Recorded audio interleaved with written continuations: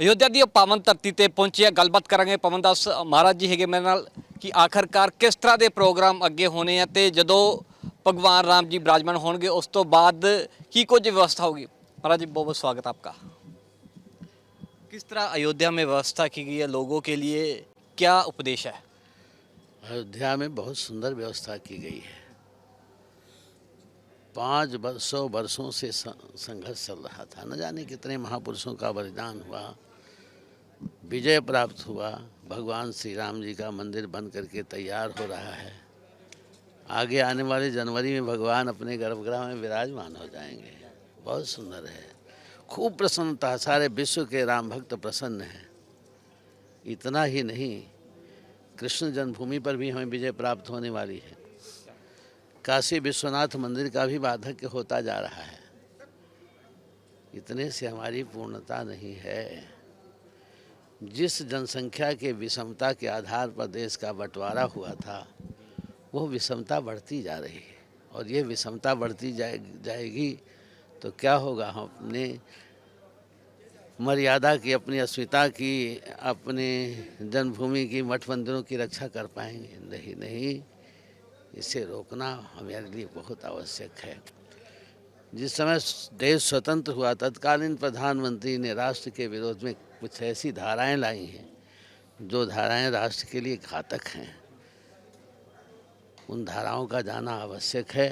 वो तैयारी हो चुकी है, धारा जाएगी और देश अखंड होगा। कितने दिन पूजा आरंभ की गई है, कितने दिन कैसे कैसे प्रोग्राम रहने वाले हैं? यज्ञ हो रहा है वैदिक मंत्रों के द्वारा, वैदिक ब्राह्मण बुलाए गए हैं और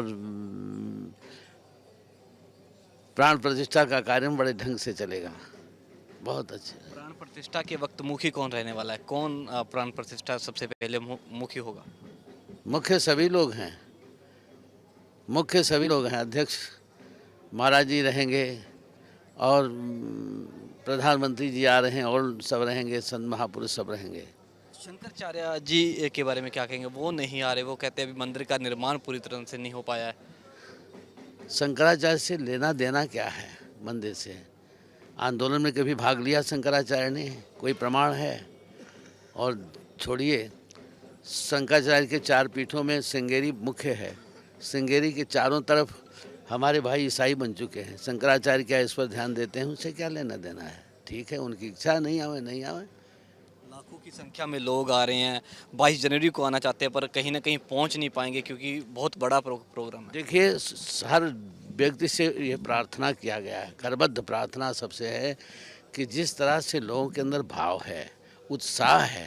अयोध्या बहुत छोटी है, तो हम प्रार्थना सबसे अपने अपने घरों में रह गए, मठ मंदिरों में, अपने घरों में उत्सव मनावें, दिवाली मनावें, प्रसाद वितरण करें और बाद में समय सबको दिया जाएगा। सब धीरे धीरे आवें। पंजाब की तरफ से भी लंगर लगा रहे हैं महाराज जी का पंजाब की तरफ से सबसे पहले राम जन्मभूमि का संघर्ष इन महापुरुषों ने ही किया है। पहला संघर्ष इन्होंने ही किया, राम जन्मभूमि पर विजय प्राप्त किया। और धर्म की रक्षा के लिए गुरु गोविंद सिंह जी महाराज ने फौज बनाई थी। दुर्भाग्य है कि आज हम इन महापुरुषों के बलिदान को भूल गए। गुरु तेग बहादुर जी के बलिदान को भूल गए, गुरु गोविंद सिंह जी महाराज के बलिदान को भूल गए, उनके बच्चों के बलिदान को भूल गए। और हमें आज हमारे बच्चों को पढ़ाया जा रहा है मुगलों का इतिहास, अय्यासों का इतिहास पढ़ाया जा रहा है। ये सब अब नहीं चलने वाला है, नहीं, अब ऐसा नहीं होगा। राजनीतिक पार्टियां बहुत नाराज है, कहते प्रधानमंत्री नरेंद्र मोदी इसको पॉलिटिकल कर रहे हैं। बिल्कुल गलत बात है। जिस तरह से सबको निमंत्रण दिया गया है, उसी तरह से प्रधानमंत्री को भी निमंत्रण दिया गया है।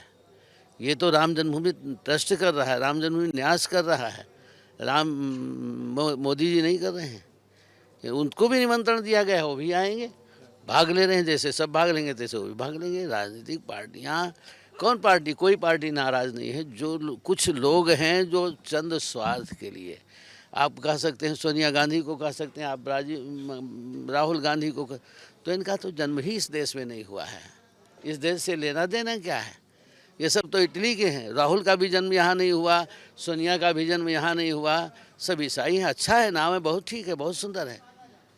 मैं कल लखनऊ हाईवे से आ रहा था, एक लास्ट सवाल है मेरा, मुझे पैदल यात्री मिले उनकी बेनती थी कहीं मेरा मैसेज पहुंचा देना। वो कहते कि हमें अंदर जाने की अनुमति दी जाए, हम राजस्थान से आ रहे हैं, दूर दूर से आ रहे हैं। वो तो हम जानते हैं, सबकी भावना है, सब जाना चाहते हैं, लेकिन ऐसा नहीं, कुछ समस्याएं हैं। हम सबको समय देंगे, सब अंदर जाएंगे, सब दर्शन करेंगे। ਤਾਂ ਸਿੱਧੇ ਤੌਰ ਤੇ ਗੱਲ ਕਰੀਏ 22 ਤਰੀਕ ਨੂੰ ਵੱਡੇ ਪੱਧਰ ਉੱਪਰ ਪ੍ਰੋਗਰਾਮ ਹੋ ਰਿਹਾ, ਦੇਸ਼ ਭਰ ਦੇ ਯਾਤਰੀ ਇੱਥੇ ਪਹੁੰਚ ਰਹੇ, ਵੱਡੇ ਪੱਧਰ ਉੱਪਰ ਨਿਮੰਤਰਣ ਵੀ ਦਿੱਤੇ ਗਏ ਹੈ, ਮਤਲਬ ਸੰਦੇਸ਼ ਭੇਜੇ ਗਏ ਇੱਥੇ ਪਹੁੰਚਣ ਦੇ ਲਈ। ਪਰ ਕੁਝ ਸੀਮਤ ਆਪਾਂ ਕੀ ਇੱਥੇ ਰਿਸੋਰਸਸ ਹੋਣ ਕਰਕੇ ਕੁਝ ਲੋਕਾਂ ਨੂੰ ਸੀਮਤ ਇੱਥੇ ਕੀਤਾ ਗਿਆ। ਕੈਮਰਾ ਪਰਸਨ ਅਮਿਤ ਦੇ ਨਾਲ Ashu Aneja, living India news, Ayodhya.